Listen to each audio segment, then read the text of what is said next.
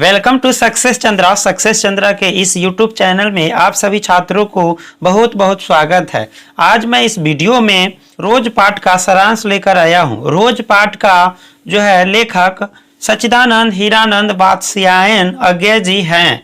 छात्रों, अगर आप क्लास 12th के ISC, ICOM और IA के छात्र हैं तो आपके लिए यह वीडियो काफ़ी इम्पोर्टेंट रहने वाला है।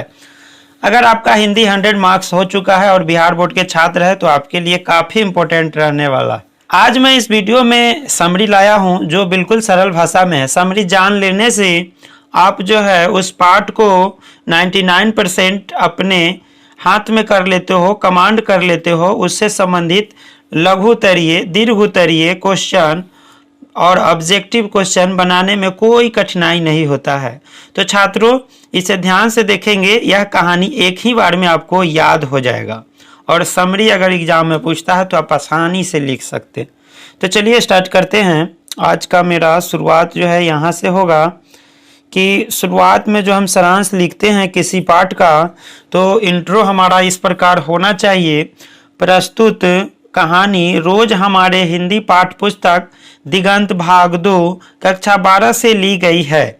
इस कहानी के कहानीकार सच्चिदानंद हीरानंद वात्स्यायन अज्ञे जी हैं। यह कहानी सर्वाधिक चर्चित है। इस कहानी का मुख्य पात्र मालती है जो एक गृहिणी है।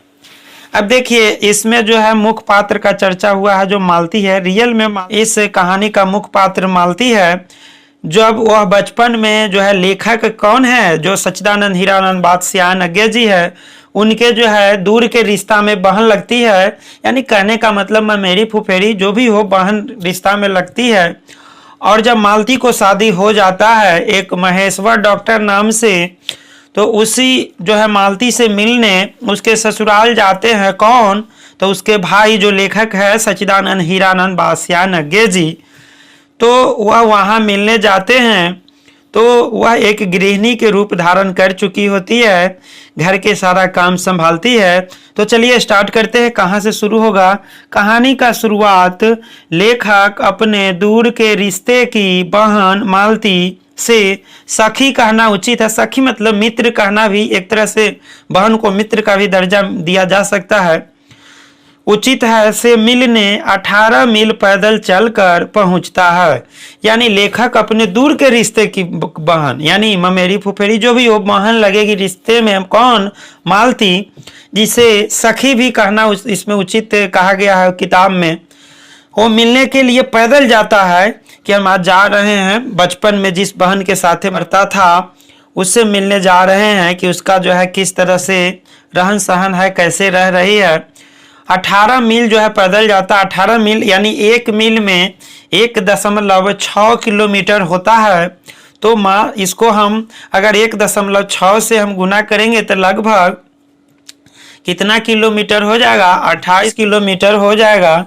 तो उतना दूरी वह पैदल जाता है क्योंकि उस समय संसाधन कम था आने जाने में, इसलिए वह पैदल गया था। मालती और लेखक का जीवन बचपन में एक साथ भाई बहन की तरह खेलने, पढ़ने और झगड़ने में बीतता था। जब वह दोनों जो है, लेखक जो है सच्चिदानंद हीरानंद वात्स्यायन अज्ञे जी और मालती, जब वो पढ़ाई लिखाई करती थी बचपन में एक साथ, तो उस समय खेलते थे, साथ साथ पढ़ते भी थे, झगड़ते भी थे। किसी तरह का बंधन नहीं था। किस पर? उस मालती पर। आज मालती विवाहिता है, यानी उसका शादी भी हो जाता है, तब तो उसको यहाँ ससुराल मिलने के लिए जाता है लेखक। एक बच्चे की माँ भी है और उसको एक पुत्र भी हो जाता है। किसको? तो मालती को एक पुत्र भी हो जाता है। वार्तालाप के क्रम में उतार चढ़ाव में लेखक का अनुभव करता है कि मालती की आंखों में विचित्र सा आग है। यानी विचित्र सा आग क्या है? तो विचित्र सा आग यह है कि देखते हैं जब लेखक वहाँ जाते हैं तो लेखक को विशेष रूप से वह भाई की जो होता है औपचारिकता पूरा करती है। कौन? मालती। और उतना जो है अच्छे ढंग से स्वागत नहीं करती है, यानी लेखक को, अपने भाई को। तो लेखक समझ जाते हैं कि मालती जो है यह डिप्रेस है, शादी के बाद जो है इसका जीवन सिमट सा गया है, यानी जो है इसका सारा काम धाम में पूरा समय जो है बीत जाता है। इसी कारण से वह ध्यान नहीं देता है। अगर आप सोचिए कि कोई भाई अपने बहन यहाँ जाता है तो उसकी बहन बहुत उसको हाव भाव से खाना पीना बनाकर खिलाती है और मानती है कि हमारा भाई आया है, लेकिन मालती का कोई जो है रेस्पॉन्स नहीं था कि हमारा भाई आया है, यानी लेखक जो भाई है वो आया है। क्योंकि उस समय पढ़ता था तो उस समय लेखक नहीं था। जब लेखक बन गए आगे चल के तो इस बात को जो उन्होंने पाठ के माध्यम से दर्शाया, कहानी के माध्यम से। आगे बढ़ते हैं। मानो वह भीतर कहीं कुछ चेष्टा कर रही हो किसी बीती बात को याद करने की। हाँ, वो जो उसके आंख में तो दूसरे जैसा विचित्र जैसा लगता है कि इसके आंख में, मालती के आंख में। यह सारा बात कौन अनुभव कर रहा है? तो लेखक अनुभव कर रहा है। यहाँ टाइपिंग मिस्टेक था ऊपर, यहाँ लेखक होगा। तो इस सारे बात को अनुभव जो है लेखक करता है, उसको देख करके बिखरे हुए वायुमंडल को पुनः जगाकर गतिमान करने की। यानी उसको बात से, उसको हाव भाव से यह लगता है लेखक का कि वह कोशिश करती है कि जो मैं बचपन में खेलती थी, पढ़ती थी और घर के किताब को हम 20-20 पन्ने फाड़ देती थी और घर के लाडला थी, लेकिन वह एक जो है गृहिणी में बंध चुकी है और उससे एक डॉक्टर से शादी हो जाता है जिसका नाम महेश्वर रहता है। उसी और एक पुत्र का प्राप्ति हो जाता है। उसी पुत्र जो है हमेशा रोता रहता है, न तो सोता रहता है। यानी एक तरह से पुत्र भी जो है स्वस्थ नहीं रहता है, अस्वस्थ रहता है। इस कारण से मालती को ज़्यादा परेशानी होता रहता है। तो मालती घर के बर्तन मांजती है, खाना बनाती है, तरह तरह के उसको घर का साफ सफाई पोछा, और उस तरह से महेश्वर टाइम से आता है तो नाश्ता खाना सारा चीज़ बनाना, पुत्र को जो है देखभाल करना, वो सारे काम में उसका जो है सुबेरे से मॉर्निंग से लेकर के सुबह कहो 5 बजे प्रातः काल से लेके 11 बजे रात तक वह बिजी रहती है। यानी उसका सारा जो है शौक श्रद्धा समझिए एक तरह से खत्म हो जाता है। हम आगे बढ़ते हैं। आगे लेखक कहानी बहुत ही रोचक है, ध्यान से सुनिएगा। मालती रोज कोल्हू के बैल की तरह व्यस्त रहती है वास्तव में, क्योंकि सुबेरे से लेकर शाम तक उसको काम ही काम है, तो भाई पर कैसे ध्यान होगा। उसका पति जो है रूटीन से ड्यूटी जाता है, इलाज करता है, जो है ऑपरेशन करता है, क्योंकि वह सर्जन रहता है उसका पति महेश्वर। तो मालती एक तरह से कोल्हू की तरह, बैल की तरह जो व्यस्त रहती है, हमेशा जो है कामें करती रहती है। उसका जीवन गैंग्रीन मंच के समान है, जिसका ऑपरेशन उसके डॉक्टर पति द्वारा किया जाता है। डॉक्टर पति कौन है? महेश्वर है।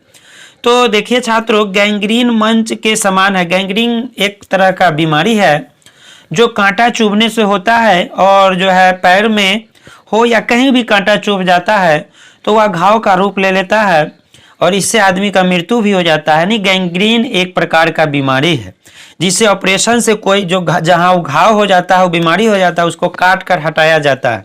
और उसी गैंग्रीन नामक बीमारी के जो है डॉक्टर रहता है उसका पति महेश्वर, जो पैर हाथ काट के आता है या घरे कहता है खाना दीजिए, और वो अपना रूटीन में रहते हैं और सारा जो है हॉस्पिटल के बात करती रहती है। इससे और टेंशन मालती को बढ़ जाता है कि कैसा मेरा पति मिल गया कि भर दिन ऑपरेशन की बात करता है कि आज इतना पैर का ऑपरेशन कर दिया, पैर काट के हटा दिया, हाथ काट के हटा दिया।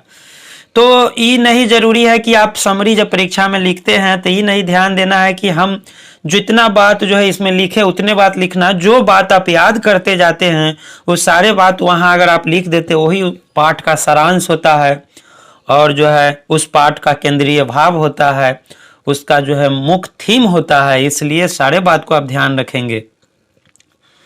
आगे बढ़ते हैं। आगे बढ़ते हैं। पूरे दिन काम करना, बच्चे की देखभाल करना और पति का इंतजार करना, इतने में ही मानो उसके जीवन सिमट गया है। यानी भर दिन काम करती रहती है, बच्चे को देखभाल करती है और पति का आने का भी इंतजार होता रहता है। कभी कभी उसका पति अन टाइम भी आता है, रात में लेट से आता है, तो कैसे सो जाएगी? खाना खिलाने के बाद ही तो सोएगी, क्योंकि उसका पति जो होता है काफ़ी स्ट्रिक्ट होता है, जो है रूटीन में रहने वाला होता है, हमेशा जो है रूटीन में रहता है। आगे बढ़ते हैं। वातावरण, परिस्थिति और उसके प्रभाव में ढलते हुए एक गृहिणी के चरित्र के मनोवैज्ञानिक उद्घाटन अत्यंत कलात्मक रीति से लेखक यहाँ प्रस्तुत करता है। यानी कहने का मतलब अपनी बहन जो है मालती, वह एक गृहिणी के जो है रूप उसमें आ जाता है, कैरेक्टर आ जाता है। उसी बात को उन्होंने जो है उसको देखता है। वहाँ उसके जाने के बाद सारा चीज़ और बचपन से लेके उसके शादी के बाद तक के जो भी जो है उसको समस्या होती है या गृहिणी के सारे बात को जो प्रस्तुत करते हैं लेखक की इस पाठ के माध्यम से। पति के काम पर चले जाने के बाद का सारा समय मालती को घर में एकांकी काटना होता है, मतलब अकेले काटना होता है पूरा समय सारा काम करते हुए। उसके साथ कोई बात करने वाला भी नहीं रहता है। ऐसे भी उसके पास टाइम कहाँ है कि किसी से वो बात करेगी। उसका दुर्बल, बीमार और चिड़चिड़ा पुत्र हमेशा सोता रहता है या रोता रहता है। देखिए उसका एक पुत्र रहता है, बड़ा दुर्बल है, दुर्बल मतलब कमजोर है, और वह बीमार रहता है और चिड़चिड़ा हमेशा रोते रहता है। यानी हमेशा रोते रहता है, नहीं तो हमेशा सोते रहता है, और दुर्बल, बीमार, कमजोर है, इसलिए उससे भी वो ज्यादा परेशान रहती है। कौन? तो मालती। इस बात को लेखक भी जो है इस पाठ में चर्चा किया हुआ है। मालती उसकी देखभाल करती हुई सुबह से 11 बजे तक घर के कार्यों में अपने को व्यस्त रखती है। उसका जीवन और उदासी के बीच यंत्रवात चल रहा है। यानी कहने का मतलब मालती जो है उस बच्चे को तो देखभाल करते ही हैं, और सुबह से रात 11 बजे तक घर के सारे कार्यों को जो है करने में व्यस्त रहती है, अपने आप को व्यस्त रखती है। और उसका जीवन जो है उदासी की तरह समझिए बीत रहा है। घड़ी देख देख कर उसका समय कट रहा है। किसी तरह के मनोविनोद, उल्लास उसके जीवन में नहीं रह गए। यानी कहने का मतलब उसके अंदर जो खुशी होता है, उल्लास मतलब खुशी होता है, मनोविनोद का मतलब एक तरह से शौक, श्रद्धा जो होता है किसी तरह के घूमने, खाने पीने का, वो जो उसके जीवन में अब नहीं रह गया, सब खत्म हो गया। जैसा वह अपने जीवन का भार ढोने में ही घूम रही है। यानी सारा उसका लाइफ में जो भी समस्याएं हैं वह ढो रही है, घूम रही है, उसी में उसका जीवन कट रहा है। हम आगे बढ़ते हैं। कहानी बहुत रोचक है छात्रों। इस प्रकार लेखक मध्यवर्गीय भारतीय समाज में घरेलू स्त्री के जीवन और मनोदशा पर सहानुभूति पूर्ण मानवीय दृष्टि केंद्रित करता है। लेखक जो है डॉक्टर सच्चिदानंद हीरानंद बादशाहन जी ने इसमें क्या किए हैं, इस लेखक में जो है एक भारतीय समाज के घरेलू स्त्री के जीवन को या उसका क्या मन का दशा है उसको सहानुभूतिपूर्ण जो है इसमें केंद्रित किया है, मानवीय रूप से केंद्रित किया कि आखिर एक महिला को, स्त्री को क्या क्या कर्तव्य है और वो अपने कामों में कैसे जो है बंधे हुए रहती है और काम में व्यस्त रहती है, अपने आप को व्यस्त रखती है। यानी उसका पूरा जीवन उसी में सिमट जाता है। यानी गृहिणी करने का जो है साधारण काम नहीं है।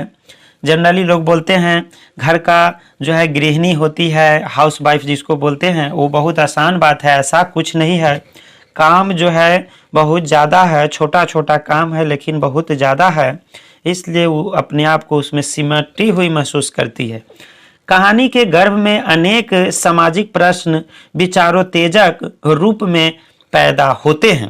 यानी लास्ट में लेखक जो कहते हैं कि कहानी के गर्भ में अनेक तरह के सामाजिक प्रश्न जो है विचारोत्तेजक है, यानी विचार में उत्तेजित होता रहता है कि हाँ यह बात सही है कि एक गृहिणी का बहुत सारा काम है, उसका शौक जो है, श्रद्धा, मनोदशा और जो है घूमने फिरने सारे जो है बंधन में से वह बंध जाती है।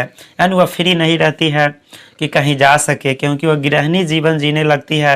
घर का सारा काम, खाना पीना, साफ सफाई, बच्चों को देखभाल, पति को भी जो है समय से इंतज़ार करना, अगर नौकरी में है या कोई कहीं भी है तो उसका इंतज़ार करना, खाना खिलाना, खाना बनाना और स्वास्थ्य देखना, किसी का तबीयत खराब है उसको देखभाल करना, वो सारे काम में व्यस्त रहती है। तो उसको समय कहाँ है कि कहीं घूमेगा। तो छात्रों बहुत अच्छा सारांश था।